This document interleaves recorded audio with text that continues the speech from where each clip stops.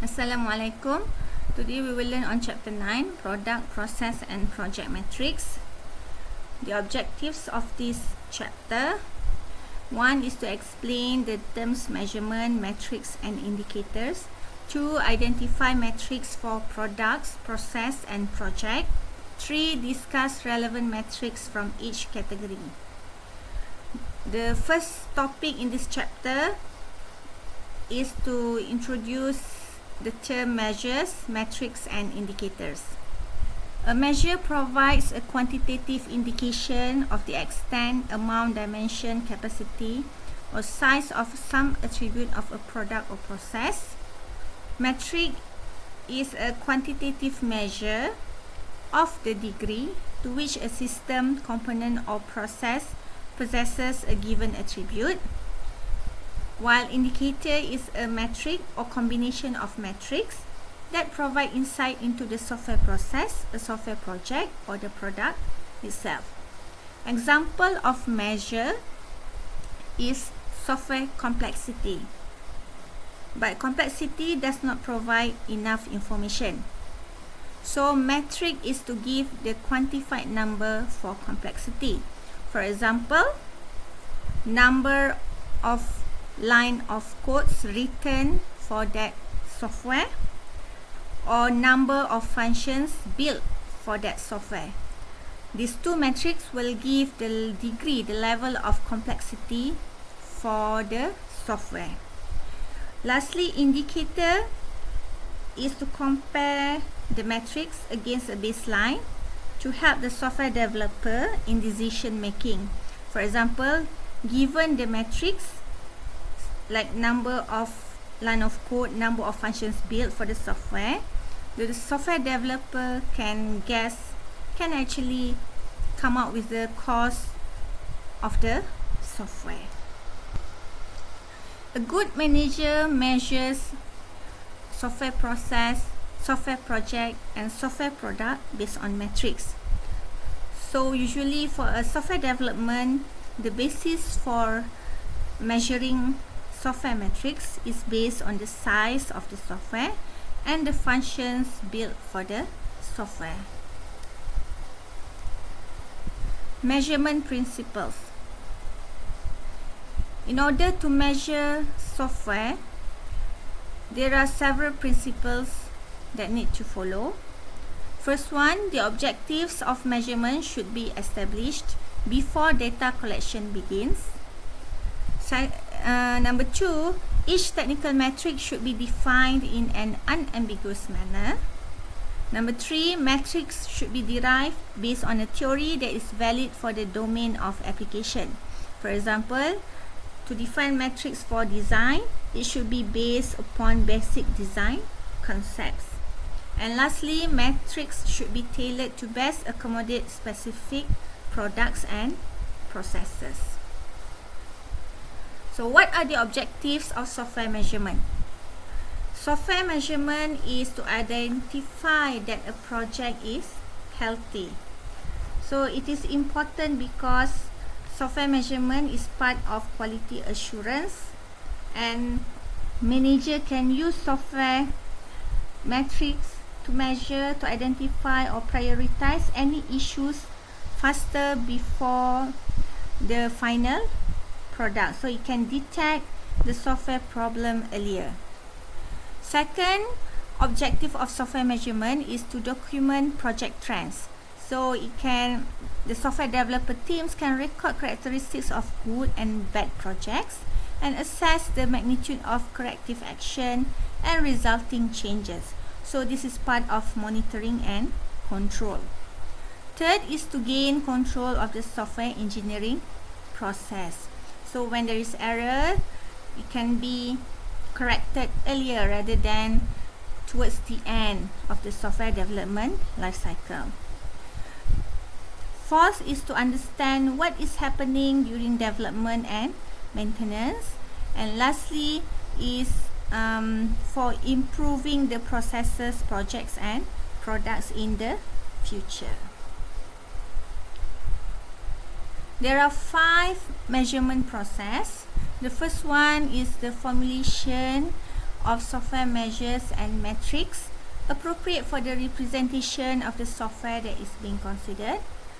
The second step is collection, which is the mechanism used to accumulate data required to derive the formulated metrics. The third step is analysis, the computation of metrics and the application of mathematical tools. The fourth step is interpretation.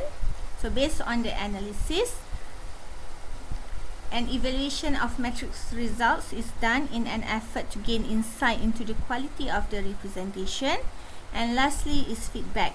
Recommendations derived from the interpretation of product metrics transmitted to the software team. So software measurement is based on goal-oriented. So the goal or question metric paradigm is to establish an explicit measurement goal that is specific to the process activity or product characteristic that is to be assessed. 2. Define a set of questions that must be answered in order to achieve the goal. And 3. Identify well-formulated metrics that help to answer these questions. So you can identify software metrics by having goal. And then goal definition template. So first you analyze the name of activity or attribute to be measured. For the purpose of the overall objective of the analysis, with respect to the aspect of the activity or attribute that is considered from the viewpoint of the people who have an interest in the measurement, in the context of the environment in which the measurement takes place. There are 6 matrix attributes. 1 is simple and computable. 2, empirically and intuitively persuasive. 3, consistent and objective. 4, consistent in its use of units and dimensions. 5, programming language independent. And 6, effective mechanism for quality feedback. The principles for collecting and analysis metrics. 1. Whenever possible, data collection and analysis should be automated. 2. Valid statistical techniques should be applied to establish relationship between internal product attributes and external quality characteristics. 3. Interpretative guidelines and recommendations should be established for each metric. The second topic for this chapter is metrics for products. Metrics for requirements model. So there are 2 types of metrics for requirements model. One is function-based metrics that use function point as a normalizing factor or as a measure of the size of the specification. And the second one is specification metrics, used as an indication of quality by measuring number of requirements by type. Function-based metrics, or sometimes called function point metric, first proposed by Albrecht, can be used effectively as a means for measuring the functionality delivered by a system. Function points are derived using an empirical relationship based on countable direct measures of software information, domain, and assessments of software complexity. There are 5 domain values to determine when to count using function-based metrics. Number 1 is number of external inputs, number of external outputs, number of external inquiries, number of internal logical files, and number of external interface files. External inputs refer to how an application gets information. So this is obviously a data input field from the screen that goes into the software or the system. External output is the information that leaves the application, whether by report, file, or screen. External queries, a process by which both inputs and outputs are utilized in data retrieval from one or more internal or external files. So usually external queries where the data is or the informations are being manipulated by the users. Internal files refers to a group of logically related data that is contained within the system. Usually internal files are the database itself, all the tables in the database that being built for that software.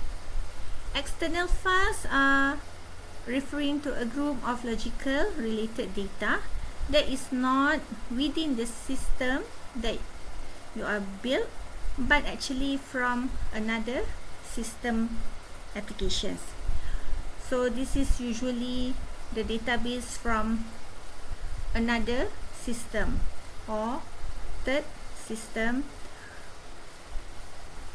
where your system needs to refer. For example, two different systems, HR system and finance system. HR system has its own database and finance system has its own database.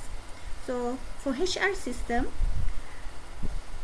finance system becomes the external files where you need to retrieve the salary of the staff.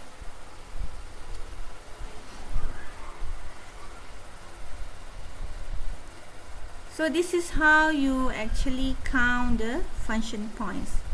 So you need to count how many external inputs, how many external output, how many external queries, how many internal logical files, how many external interface files that you build for the system.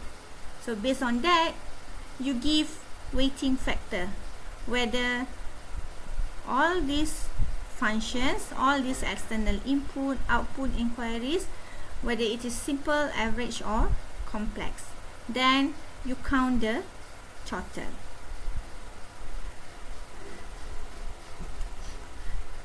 Architectural design matrix is type of specific design matrix.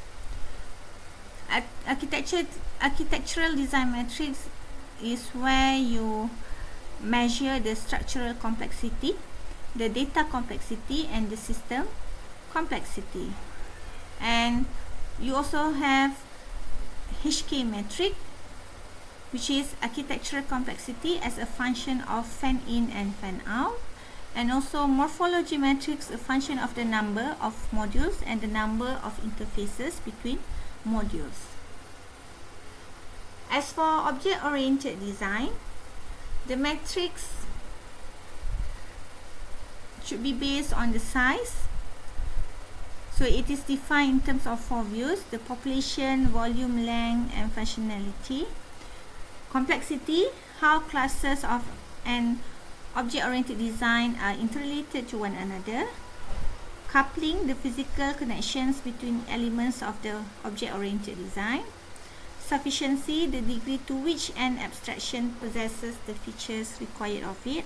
And lastly, completeness, an indirect implication about the degree to which the abstraction or design component can be reused. Another matrix for object-oriented design is cohesion, primitiveness, similarity and volatility. So what are the distinguishing characteristics for object-oriented matrix? So it is based on the localization, encapsulation, information hiding, inheritance and abstraction. Another one is class-oriented matrix, which is based on weighted methods per class, depth of the inheritance tree, number of children, coupling between object classes, response for a class, lack of cohesion in methods. Class size, number of operations overridden by a subclass, number of operations added by a subclass, and specialization. As for web and mobile apps, the design matrix should answer these following questions. Does the user interface promote usability? Are the aesthetics of the app appropriate for the application domain and pleasing to the user? Is the content designed in a manner that imparts the most information with the least effort? Is navigation efficient and straightforward? Has the app architecture been designed to accommodate the special goals and objectives of app users? And are components designed in a manner that reduces procedural complexity and enhances the correctness, reliability, and performance? Metrics for process. Why do we measure process?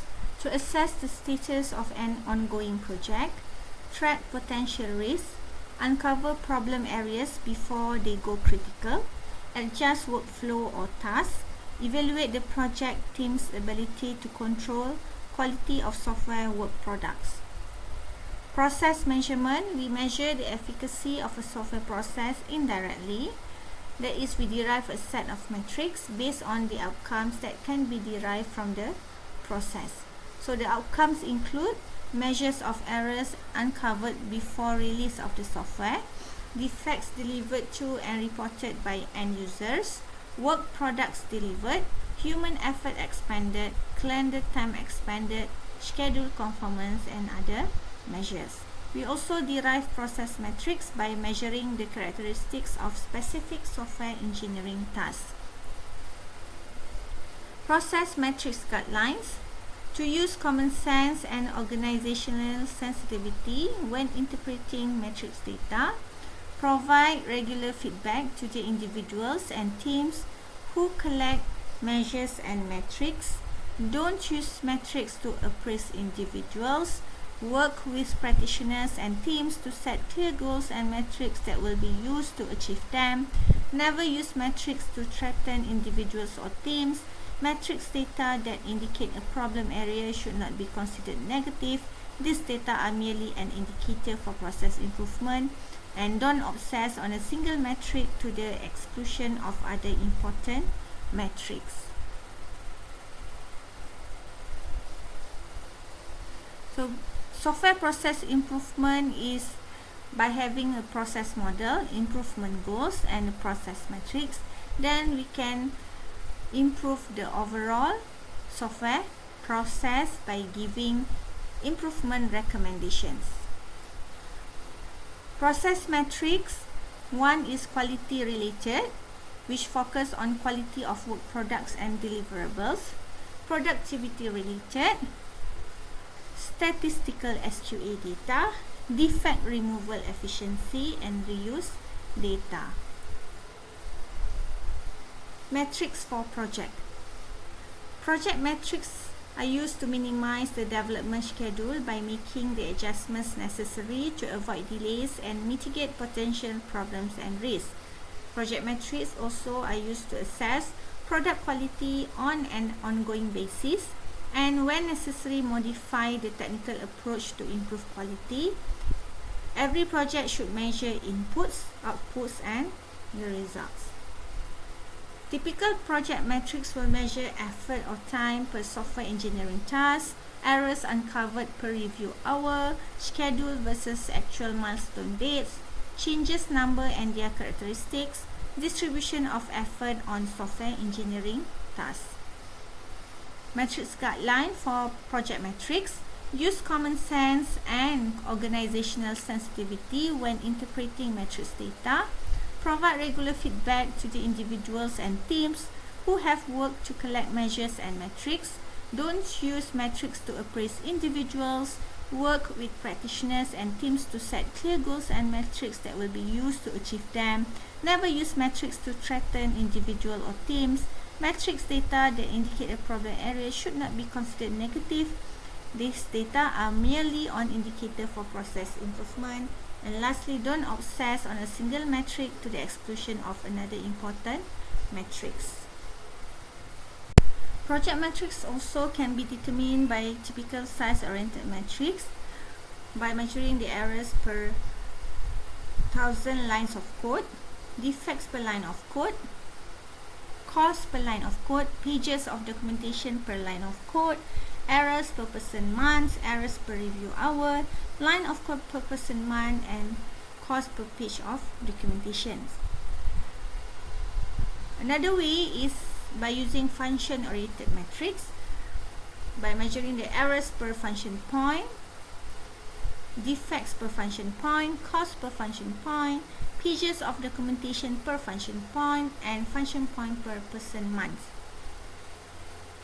Why opt for function point compared to line of code? Because it is programming language independent, use readily countable characteristics, does not penalize inventive implementations that use fewer line of code, and make it easier to measure the impact of reusable components. So between line of code and function point, usually for software project metrics, is the organization usually opt for function points.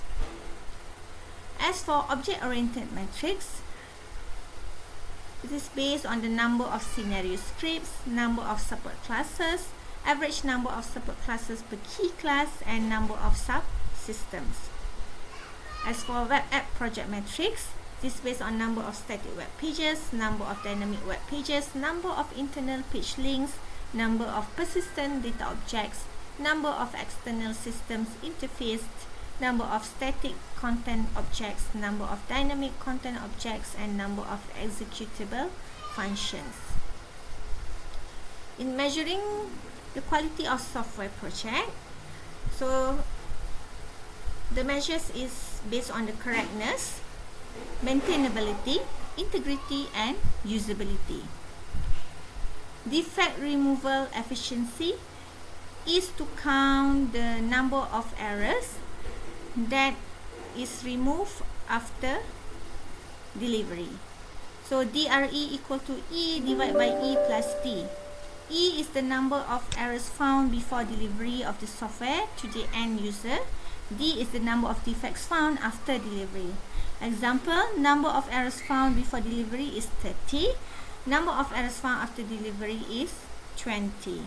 So by calculating the DRE, we know what would be the degree of software defect removal.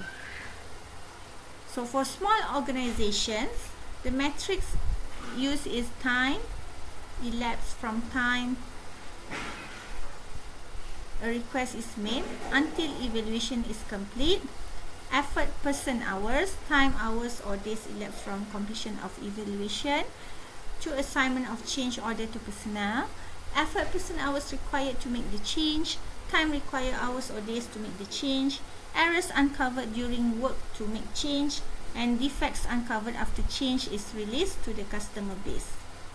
So to establish a metrics program, you need to identify your business goals, identify what you want to know or learn, identify your sub-goals, identify the entities and attributes related to your sub-goals, formalize your measurement goals, identify quantifiable questions and the related indicators that you will use to help you achieve your measurement goals, identify the elements, data elements that you will collect to construct the indicators that help answer your questions, define the measures to be used and make these definitions operational, identify the actions that you will take to implement the measures, prepare a plan for implementing the measures.